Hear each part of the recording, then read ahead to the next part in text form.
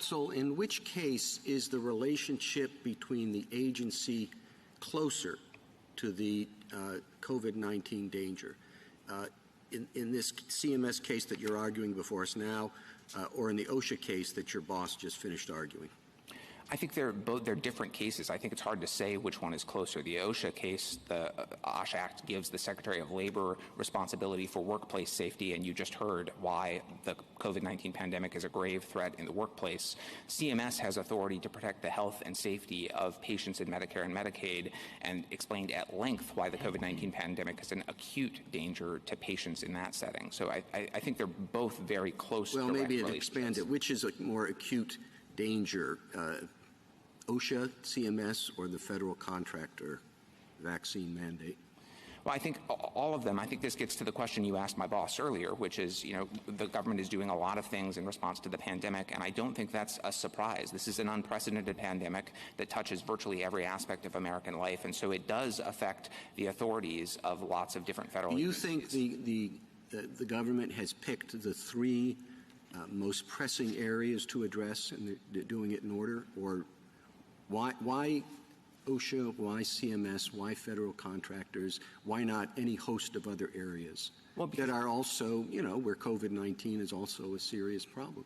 Well, because the federal government is, as some of the questions earlier have suggested, a government with limited powers. The federal agencies have the authorities that Congress has given them. Congress has made OSHA responsible for workplace safety. Congress has made CMS responsible for Medicaid and Medicare patient safety. And those agencies have determined and explained their conclusions why those authorities are called upon here by the sort of unique threat that the COVID-19 pandemic poses in both contexts. I thought you might have said, and it may have been uncomfortable, but I thought you might have said we're dealing here in this case with health care, with Medicare and Medicaid, and what could be closer to addressing the COVID-19 problem to health than health care? I mean, people already get sick when they go to the hospital, but if they go and face COVID-19 concerns, well, that's much worse.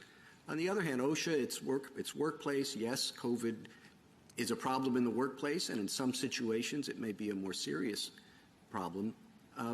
But it seems to me that if any of the three that I've been talking about anyway present a close connection, it would surely be between a health threat like COVID-19 and the government's health care.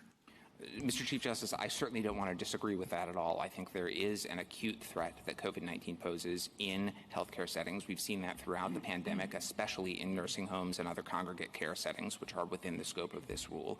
I absolutely agree that Americans shouldn't be forced to choose between getting medical care and exposing themselves unnecessarily to a virus. And as we explain, healthcare workers have long been expected to take extra precautions, including vaccinations, in order to prevent them from infecting their patients. So I don't disagree with any of that, but in making all of those points, I don't want to undersell also everything you heard about in the first case about the grave danger that the pandemic poses for workers as well in a way that implicates OSHA's authority too.